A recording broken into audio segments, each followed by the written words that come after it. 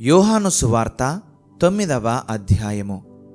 ఆయన మార్గమున పోవుచుండగా పుట్టుగ్రుడ్డి అయిన ఒక మనుష్యుడు కనబడెను. ఆయన శిష్యులు, బోధకుడా, వీడు గ్రుడ్డివాడై పుట్టుటకు ఎవడు పాపము చేసెను?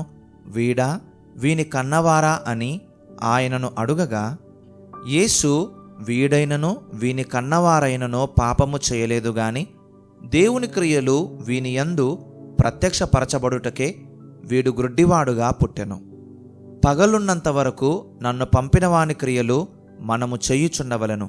రాత్రి వచ్చుచున్నది, అప్పుడెవడునో పని చేయలేడు. నేను ఈ లోకములో ఉన్నప్పుడు లోకమునకు వెలుగునని చెప్పెను.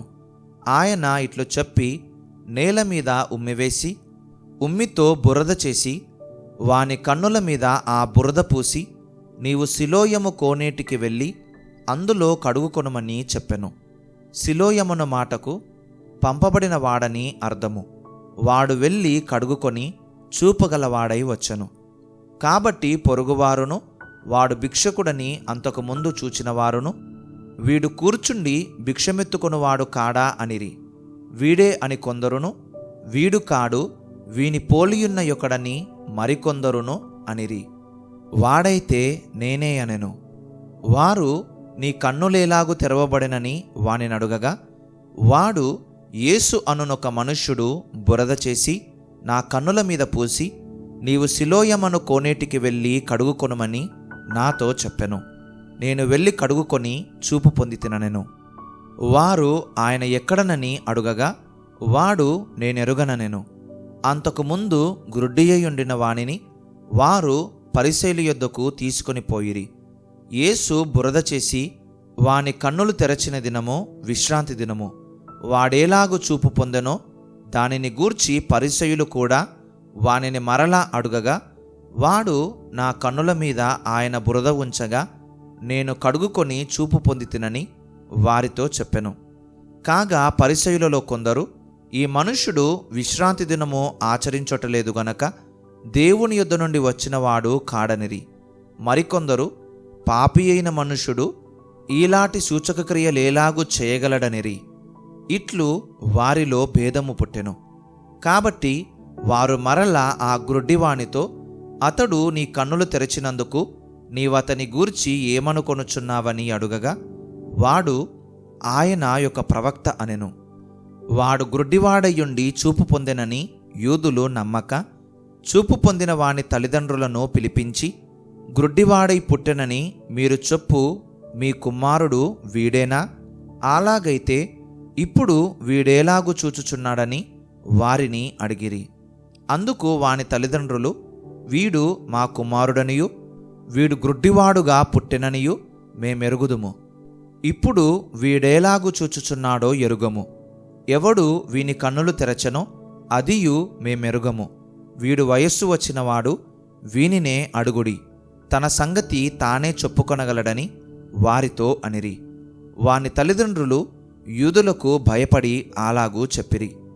ఎందుకనినా ఆయన క్రీస్తు అని ఎవరైనను ఒప్పుకొనిన ఎడల వానిని సమాజ మందిరములో నుండి వెలివేతుమని యూదులు అంతకు మునుపు నిర్ణయించుకొని ఉండిరి. కావున వాని తల్లిదండ్రులు వాడు వయస్సు వచ్చినవాడు, వానిని అడుగుడనిరి. కాబట్టి వారు గ్రుడ్డివాడయుండిన మనుష్యుని రెండవ మారు పిలిపించి, దేవుని మహిమపరచుము, ఈ మనుష్యుడు పాపి అని మేమెరుగుదుమని వానితో చెప్పగా, వాడు, ఆయన పాపియో కాడో నేనెరుగను. ఒకటి మాత్రము నేనెరుగుదును, నేను గ్రుడ్డివాడనయుండి ఇప్పుడు చూచుచున్నాననెను. అందుకు వారు, ఆయన నీకేమి చేసెను? నీ కన్నులు ఏలాగు తెరచనని మరలా వానిని అడుగగా, వాడు, ఇందాక మీతో చెప్పితిని గాని మీరు వినకపోతిరి. మీరెందుకు మరలా వినగోరుచున్నారు? మీరును ఆయన శిష్యులగుటకు కోరుచున్నారా ఏమి అని వారితో అనెను. అందుకు వారు, నీవే వాని శిష్యుడవు, మేము మోషే శిష్యులము. దేవుడు మోషేతో మాటలాడెనని ఎరుగుదుము గాని వీడెక్కడ నుండి వచ్చెనో ఎరుగమని చెప్పి వానిని దూషించిరి.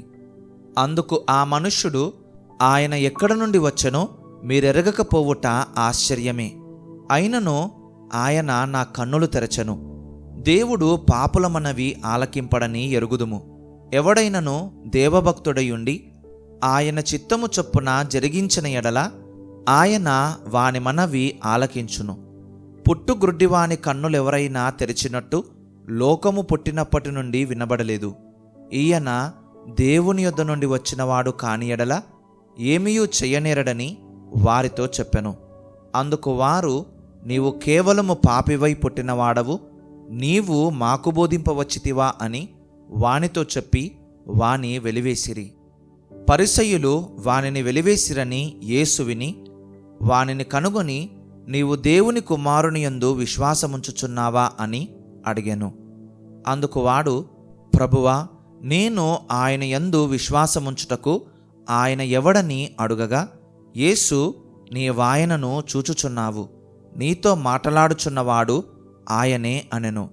అంతట వాడు, ప్రభువా, నేను విశ్వసించుచున్నానని చెప్పి ఆయనకు మ్రొక్కెను. అప్పుడు యేసు, చూడని వారు చూడవలెను, చూచువారు గ్రుడ్డివారు కావలెను అను తీర్పు నిమిత్తము నేనీ లోకమునకు వచ్చితినని చెప్పెను. ఆయన యొద్దనున్న పరిసయ్యులలో కొందరు ఈ మాట విని, మేమునూ గ్రుడ్డివారమా అని అడిగిరి.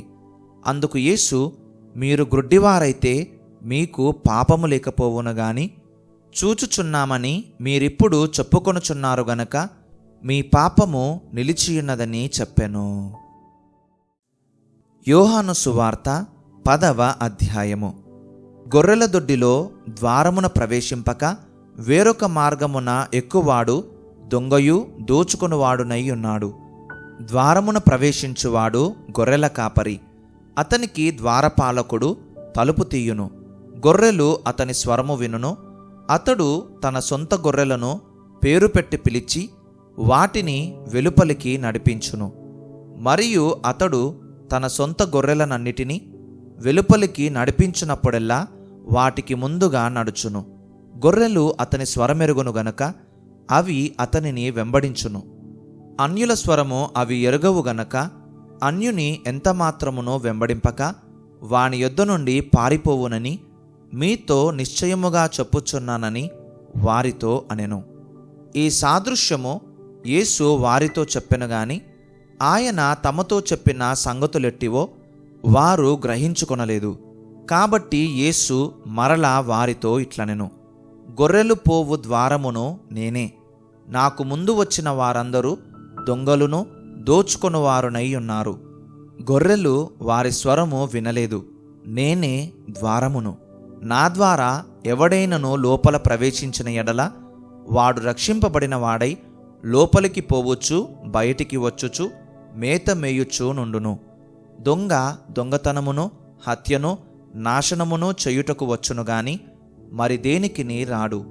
గొర్రెలకు జీవము కలుగుటకును అది సమృద్ధిగా కలుగుటకును నేను వచ్చి తినని మీతో నిశ్చయముగా చెప్పుచున్నాను. నేను గొర్రెలకు మంచి కాపరిని. మంచి కాపరి గొర్రెల కొరకు తన ప్రాణము పెట్టును.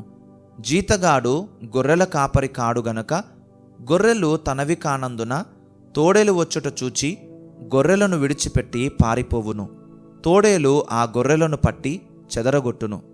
జీతగాడు జీతగాడే గనుక గొర్రెలను గూర్చి లక్ష్యము చేయక పారిపోవును. నేను గొర్రెల మంచి కాపరిని.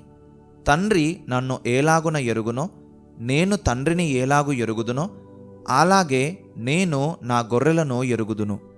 నా గొర్రెలు నన్ను ఎరుగును మరియు గొర్రెల కొరకు నా ప్రాణము పెట్టుచున్నాను.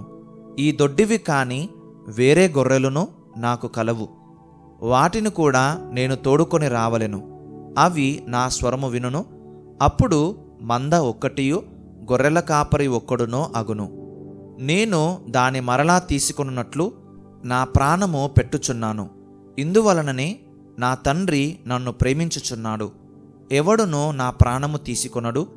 నా అంతట నేనే దాని పెట్టుచున్నాను. దాని పెట్టుటకు నాకు అధికారము కలదు. దాని తిరిగి తీసుకొనుటకును నాకు అధికారము కలదు. నా తండ్రి వలన ఈ ఆజ్ఞ పొందితిననెను. ఈ మాటలను బట్టి యూదులలో మరలా భేదము పుట్టెను. వారిలో అనేకులు, వాడు దయ్యము పట్టినవాడు, వెర్రివాడు, వాని మాట ఎందుకు వినుచున్నారనిరి. మరికొందరు, ఇవి దయ్యము పట్టిన వాని మాటలు కావు, దయ్యము గుడ్డివారి కన్నులు తెరవగలదా అనిరి. ఆలయ ప్రతిష్ఠిత పండుగ యెరూషలేములో జరుగుచుండెను. అది శీతాకాలము. అప్పుడు యేసు దేవాలయములో సొలొమోను మంటపమున తిరుగుచుండగా యూదులు ఆయన చుట్టూ పోగై, ఎంతకాలము మమ్మను సందేహపెట్టుదువు? నీవు క్రీస్తువైతే మాతో స్పష్టముగా చెప్పుమనిరి. అందుకు యేసు, మీతో చెప్పితిని గాని మీరు నమ్మరు. నేను నా తండ్రి నామమందు చేయుచున్న క్రియలు నన్ను గూర్చి సాక్ష్యమిచ్చుచున్నవి. అయితే మీరు నా గొర్రెలలో చేరినవారు కారు గనుక మీరు నమ్మరు. నా గొర్రెలు నా స్వరము వినును, నేను వాటినెరుగుదును, అవి నన్ను వెంబడించును. నేను వాటికి నిత్యజీవమునిచ్చుచున్నాను గనక అవి ఎన్నటికిని నశింపవు. ఎవడునో వాటిని నా చేతిలో నుండి అపహరింపడు. వాటిని నాకిచ్చిన నా తండ్రి అందరికంటే గొప్పవాడు గనక నా తండ్రి చేతిలో నుండి ఎవడునో వాటిని అపహరింపలేడు. నేనును తండ్రియును ఏకమై ఉన్నామని వారితో చెప్పెను. యూదులు ఆయనను కొట్టవలనని మరలా రాళ్ళు చేత పట్టుకొనగా యేసు, తండ్రి యొద్ద నుండి అనేకమైన మంచి క్రియలను మీకు చూపితిని. వాటిలో ఏ క్రియ నిమిత్తమో నన్ను రాళ్లతో కొట్టుదురని వారినడిగెను. అందుకు యూదులు, నీవు మనుష్యుడవయ్యుండి దేవుడనని చెప్పుకొనుచున్నావు గనక దేవదూషణ చేసినందుకే నిన్ను రాళ్లతో కొట్టుదుము గాని మంచి క్రియ చేసినందుకు కాదని ఆయనతో చెప్పిరి. అందుకు యేసు, మీరు దైవములని నేనంటినని మీ ధర్మశాస్త్రములో వ్రాయబడి ఉండలేదా?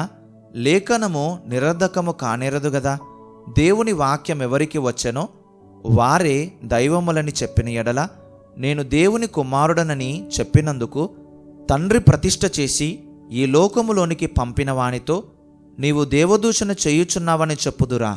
నేను నా తండ్రి క్రియలు చేయని ఎడల నన్ను నమ్మకుడి, చేసిన ఎడల నన్ను నమ్మకున్నను.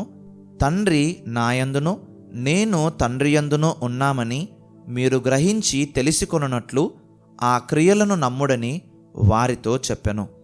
వారు మరలా ఆయనను పట్టుకొని చూచిరి గాని ఆయన వారి చేతి నుండి తప్పించుకొని పోయెను. యోర్దాను అద్దరిని యోహాను మొదట బాప్తిస్మమిచ్చుచుండిన స్థలమునకు ఆయన తిరిగి వెళ్ళి అక్కడ నుండెను. అనేకులు ఆయన యొద్దకు వచ్చి, యోహాను ఏ సూచక క్రియను చేయలేదు గాని ఈయనను గూర్చి యోహాను చెప్పిన సంగతులన్నీయు సత్యమైనవనిరి. అక్కడ అనేకులు ఆయన యందు విశ్వాసముంచిరి.